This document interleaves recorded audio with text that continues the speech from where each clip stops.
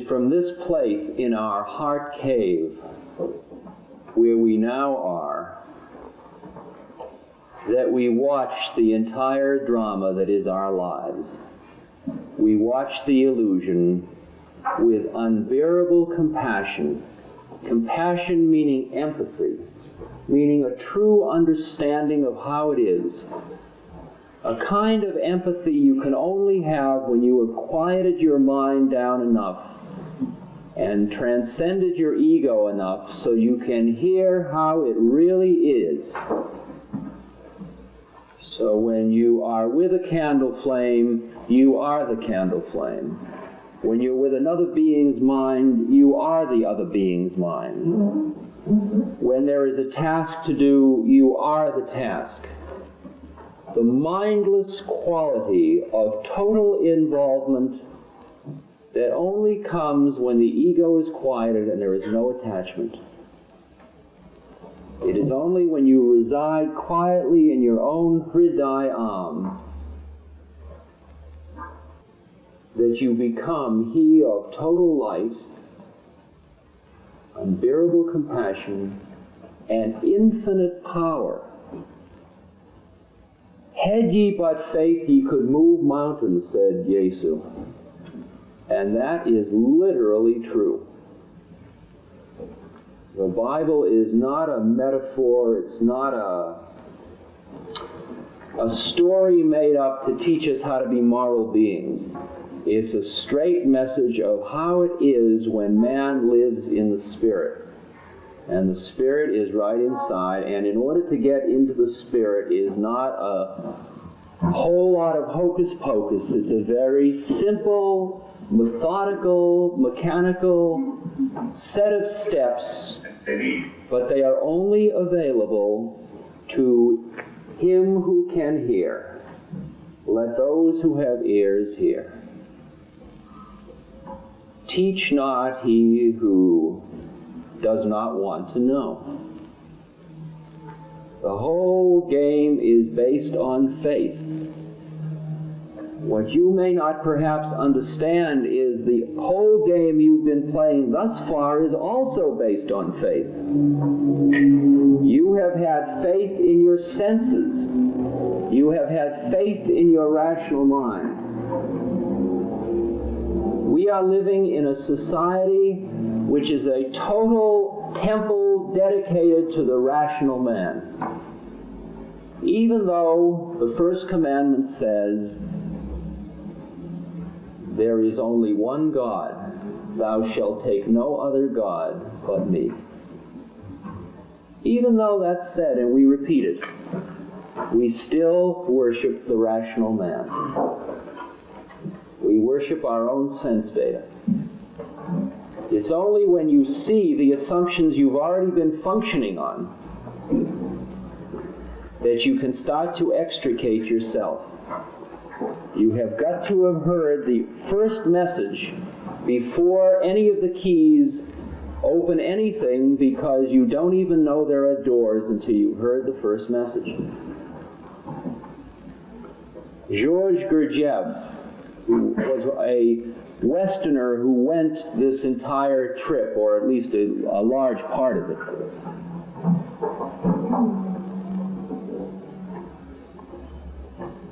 He said, you don't seem to understand. You are in prison.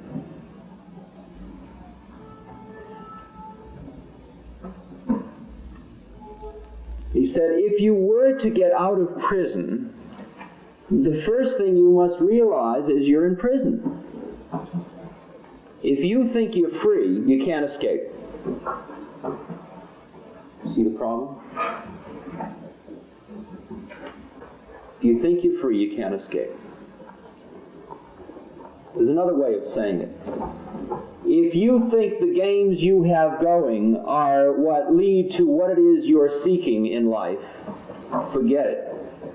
Forget this trip entirely.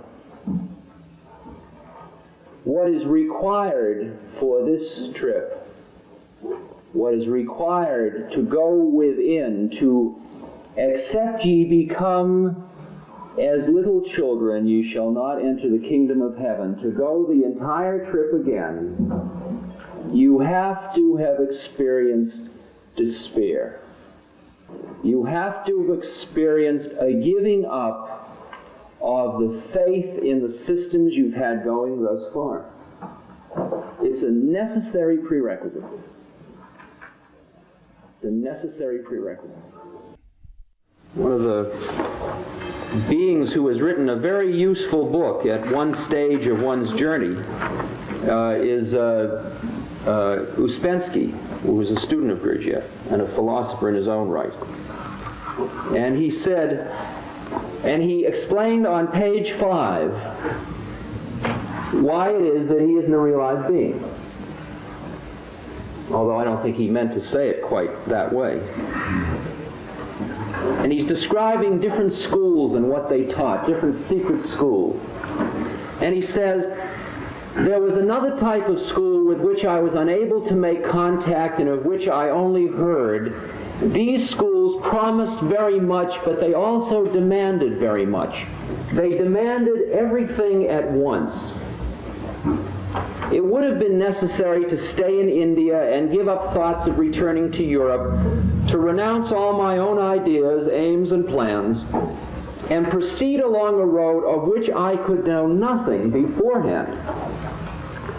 These schools interested me very much, and the people who had been in touch with them and who told me about them stood out distinctly from the common type. But still it seemed to me that there ought to be schools of a more rational kind, and that a man had the right, up to a certain point, to know where he was going.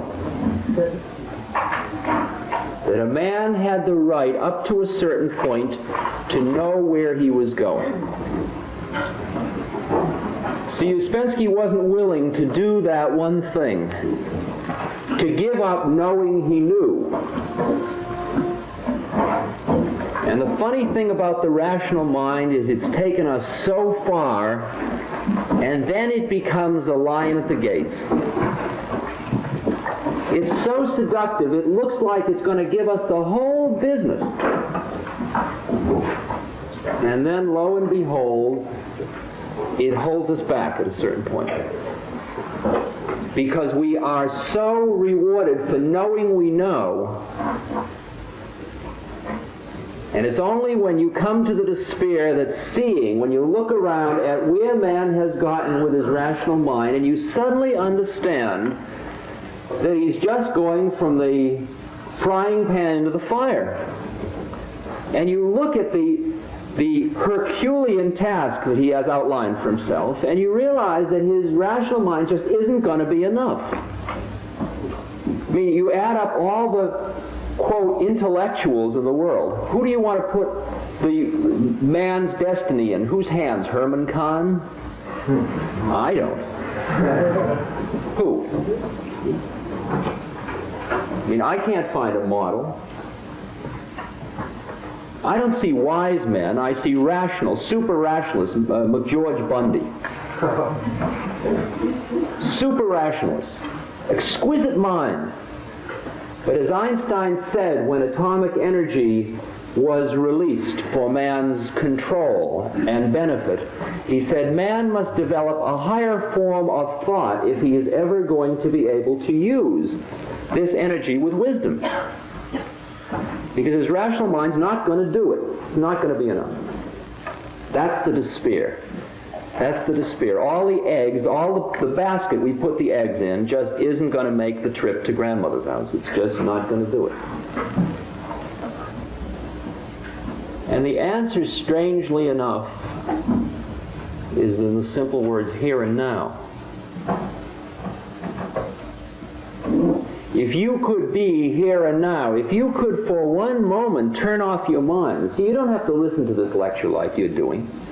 You don't have to be evaluating, categorizing, thinking about it, putting it away in storage units, analyzing the words to make sure you understand them. You can let it all go through you, just like Chinese food, and just let it go through and you'll understand it all, because there's nothing I'm saying to you that there isn't a place in you where you already know it. But you can trust. That's the first requirement, trust, you see. You've got to give up that kind of thing. You've got to give up the reaching for it to have it. As long as you reach, you can't have it. This whole trip that I'm talking about is fraught with paradoxes. The most exquisite paradoxes. As soon as you give it all up, you can have it all. How about that one? As long as you want power, you can't have it. The minute you don't want power, you'll have more than you ever dreamed possible. What a weird thing. What a weird thing. As long as you have an ego, you're on a limited trip. You're on a little trivial trip that's going to last roughly 60 years, 70 years, 80 years. Fraught with fear of its end, trying to make its own eternity, eternal name by leaving a stone building, perhaps.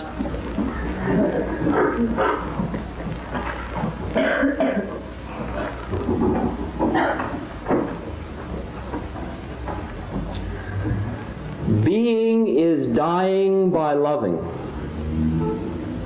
Something in me must die and something new must be born. He that is born of the flesh is of the flesh. He that is born of the Spirit is of the Spirit. Unless ye be born again, ye cannot enter the kingdom of heaven. We're talking about a metamorphosis. We're talking about going from the caterpillar to the moth. We're talking about how to become butterflies. How do we become butterflies? I mean, the caterpillar that's walking around doesn't say, well, man, soon I'll be a moth. Because as long as he's being busy being a caterpillar, he can't be a moth. It's only when caterpillarness is done that one starts to become a moth. And that again is part of this paradox. You can't rip away caterpillarness. The whole trip occurs in an unfolding process over which you have no control. That's a hard one. Well, what am I doing here if I have no control? You mean I don't have any choice? Can I say this is nonsense? Can I say this is important? Your lecture changed my whole life. You think that's choice? You think that's choice? No. Not at all. It's an unfolding process. If you could stand back far enough and watch the whole process, you would see that you are a totally determined being. The moment you will wake up is totally determined. How long you will stay asleep is totally determined. What you will hear of what I say is totally determined. There are no accidents in this business at all. Accidents are just from where you're looking at it from. To the ego, it all looks like it's miracles and accidents. No miracles, no accidents.